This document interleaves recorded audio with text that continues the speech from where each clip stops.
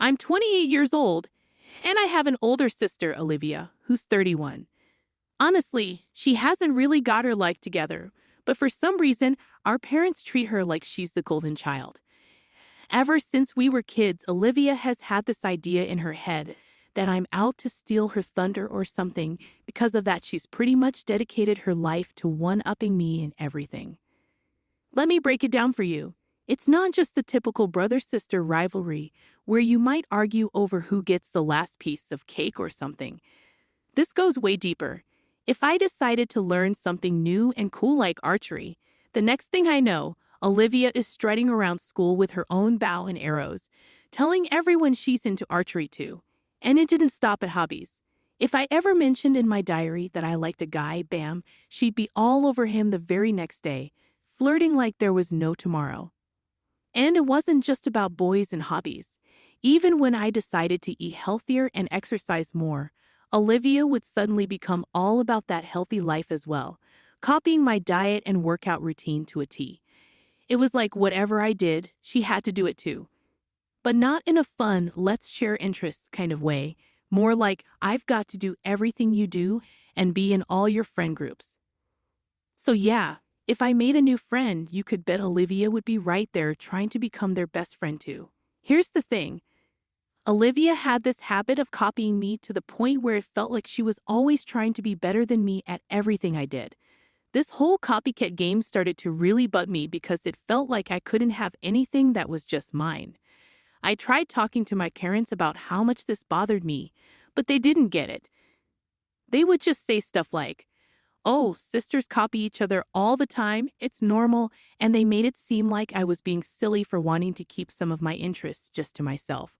But the real problem wasn't about copying, it was about how I felt like I couldn't have my own space to enjoy the things I liked without Olivia turning it into some sort of competition.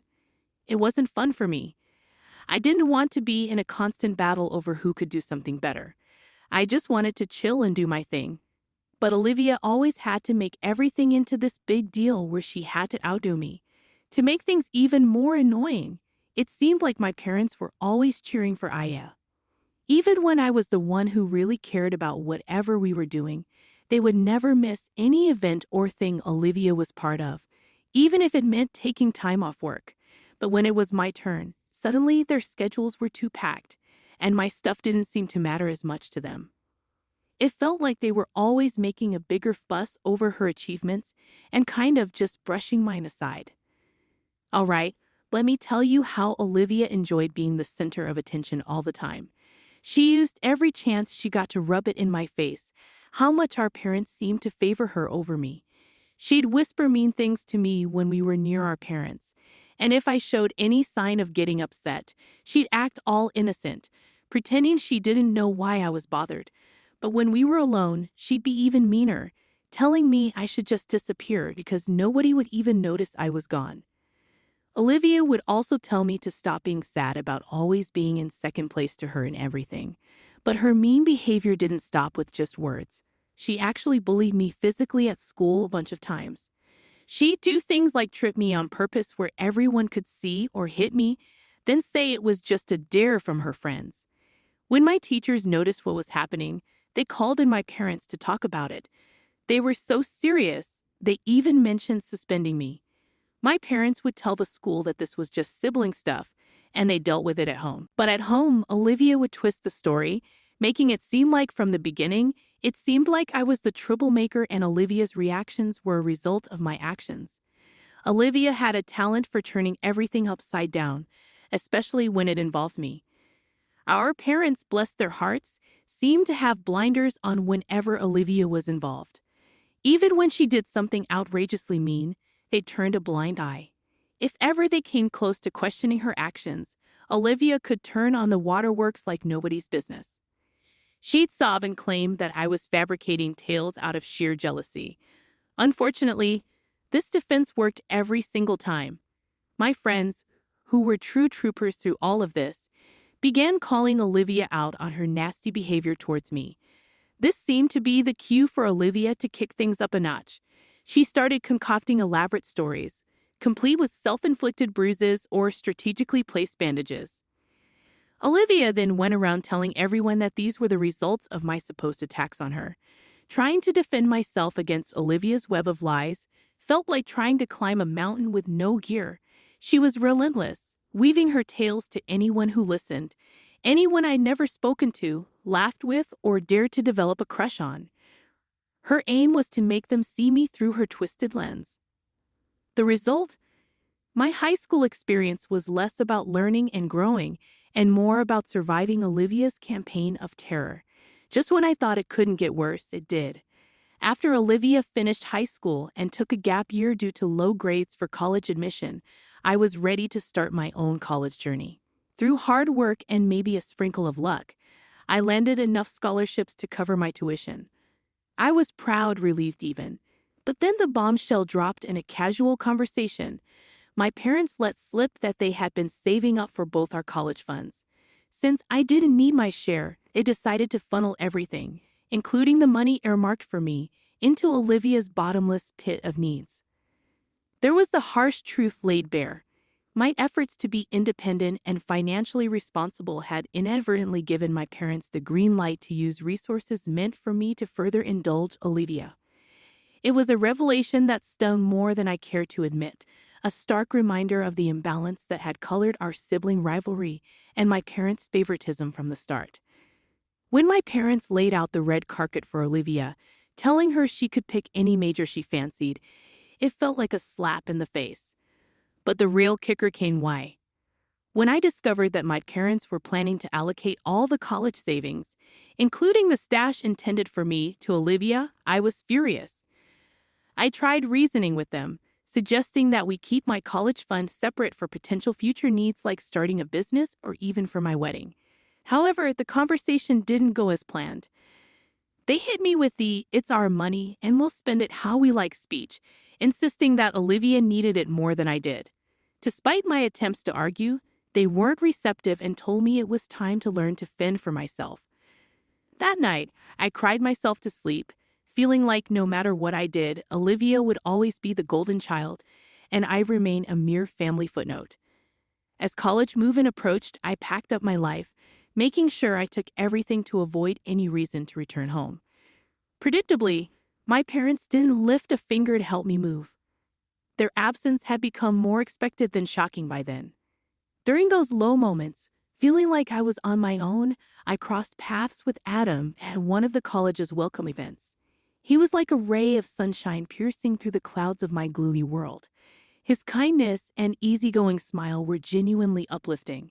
Meeting Adam felt like turning a new leaf, leaving behind the stifling air of my family drama for something, or rather, someone, incredibly uplifting. As time went on, Adam became an amazing friend, always there for me like a rock. He listened without making me feel bad, providing comfort when everything felt overwhelming.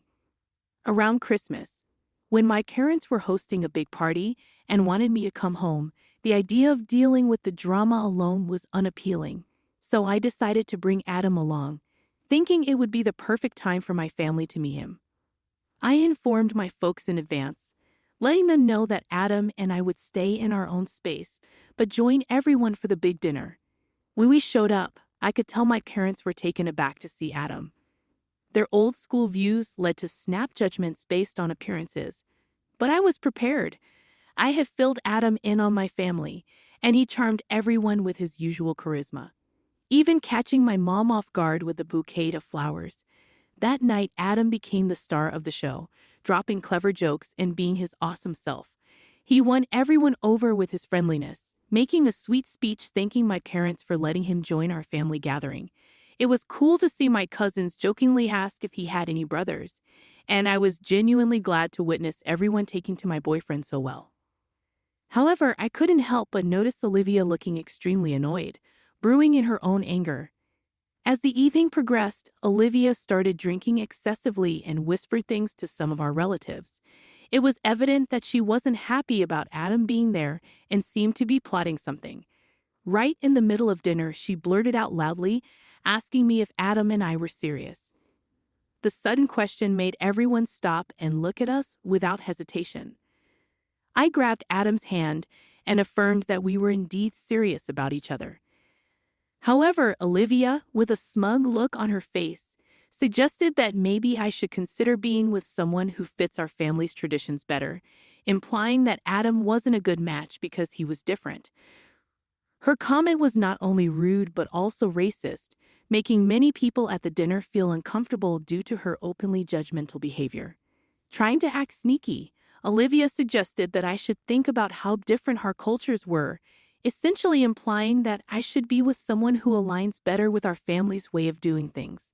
Hearing her say that infuriated me, and I was about to let her have it. However, Adam, who didn't seem bothered by her mean words, just smiled and calmly told her that he's as American as anyone else in the room because he was born here. He shared that his great-grandparents came to America a long time ago and that his family has always taught him to respect all different cultures and beliefs. While I was upset that Adam had to defend himself to my family, the way he handled Olivia's nasty remarks only strengthened my certainty that he was the perfect guy for me. After Adam stood up for himself, nobody was thinking too highly of Olivia. People didn't appreciate how she tried to call out my boyfriend in front of everyone. For the rest of the evening, Olivia sat by herself, looking angry and sipping on her drink. Especially after we all went back to college, I was so fed up with her behavior that I sent her a lengthy text expressing my embarrassment to call her my sister and hoping she would stay out of my life. I didn't even want people to know we were related. She responded with a short text that simply said, "Same here.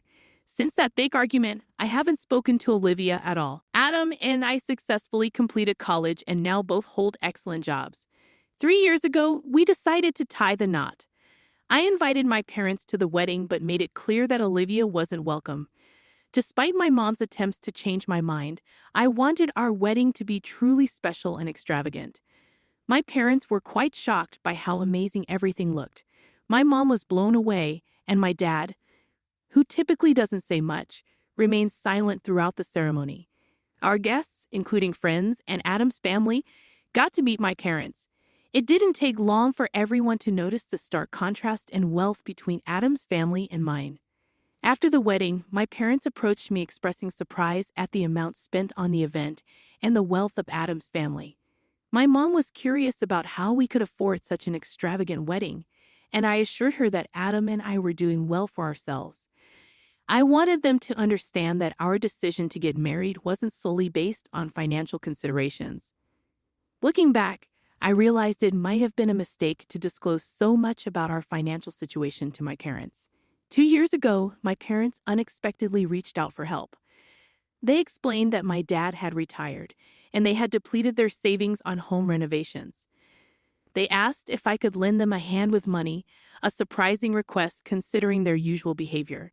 Despite feeling like I didn't quite fit in with my family, but it felt somewhat comforting to be the one they turned to. They requested $3,000 every month, which would cover their bills and increasing medical costs as they age. At that time, I was doing well at work, and Adam and I were in a good financial position. Without much hesitation, I agreed, considering it my duty to assist my parents in their time of need. When Adam learned about the substantial monthly contribution, he was taken aback. He pointed out that $3,000 was a significant amount for them to request. Despite the financial strain, Adam and I were determined to help my parents, making the monthly transfers a routine. I never delved into the specifics of how they were using the funds. During this period, I started feeling like there was an improvement in my relationship with my parents. Although I wasn't certain whether their niceness was genuine or just a reaction to the financial support they were receiving, it seemed like we were genuinely connecting. I entertained the idea of letting go of our challenging past and beginning anew, hoping for a happier future together. However, 2 weeks ago, my phone exploded with calls from them right in the middle of an incredibly busy workday. Aware of my packed schedule, the numerous missed calls raised concerns, making me rush to call them back. My dad was on the other end, requesting me to visit their place urgently for an important conversation. Despite feeling worn out after a long day at work, I agreed, curious about the nature of their request. That evening, I showed up at their doorstep feeling a mix of fatigue and curiosity. They both appeared nervous, escalating my worry. When I inquired about their well-being, They began the conversation by expressing gratitude for the financial support I had been providing. Bewildered, I sat there as my mom disclosed some unexpected news. She revealed that my sister Olivia, whom I didn't even know was married, was attempting to start a family. Olivia had been struggling with infertility for a considerable period, and her journey had been challenging. After facing a miscarriage, Olivia was now exploring IVF, a costly medical procedure. They needed $25,000 to cover the expenses, and then they looked at me, expecting something. They conveyed that being Olivia's sister, it was my responsibility to contribute and support her. They emphasized the idea of family standing together in times of need. Listening to their request, I was completely taken aback. The notion that I should provide such a substantial amount for Olivia, especially considering our turbulent relationship, was mind-boggling. I reminded them of the strained dynamic between Olivia and me, emphasizing the difficulties she had caused during our upbringing. The idea of contributing such a significant sum just didn't make sense to me. My parents didn't appreciate my response. They argued that as Olivia's sister, it was somehow my duty to help her conceive a child. They even suggested that since I didn't have children of my own, the least I could do was assist in bringing a grandchild into the family to foster reconciliation. I expressed my sympathy for Olivia's struggles, but made it clear that I wouldn't simply hand over money as a gift. I offered to lend her the $25,000, but insisted on a legal contract outlining the terms of repayment. This suggestion angered my parents, who yelled at me, deeming it rude to consider making Olivia sign a contract when I had ample money at my disposal. According to my mom, I was being selfish, and Olivia needed the money more than I did.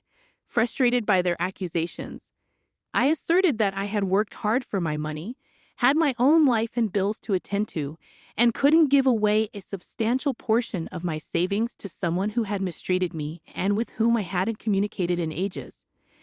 I made it clear that if they weren't okay with my conditions, they shouldn't expect further financial support from me.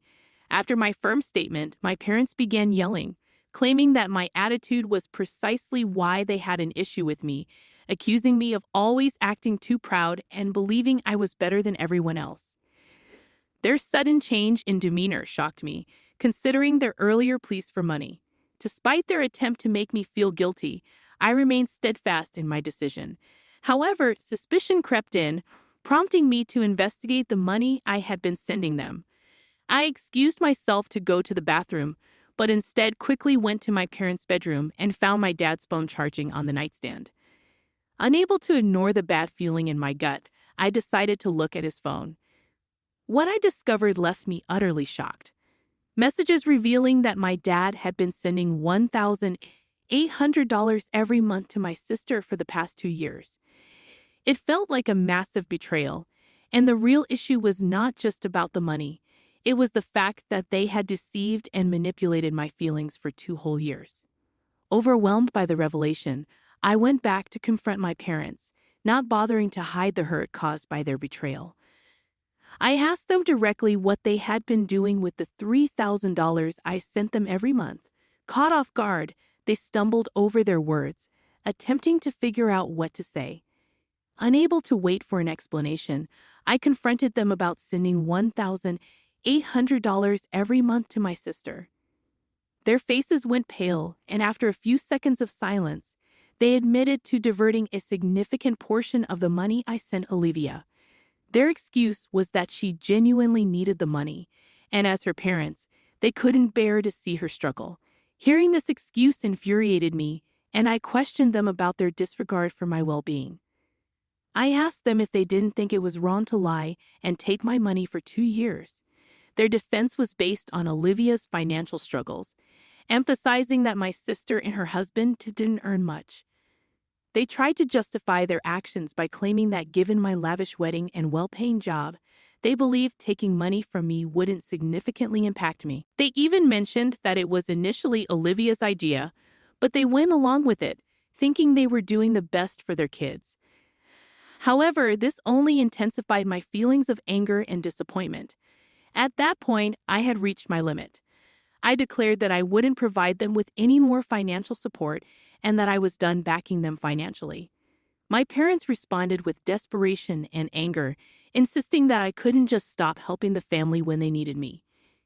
I laughed off their pleas and left their house, experiencing a mix of emotions, including anger, sadness, and a sense of relief.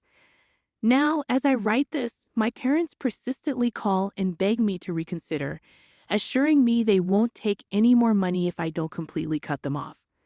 Despite their attempts to guilt-trip me, I stand firm in my decision. Update 1. I am incredibly grateful for the supportive messages I've received.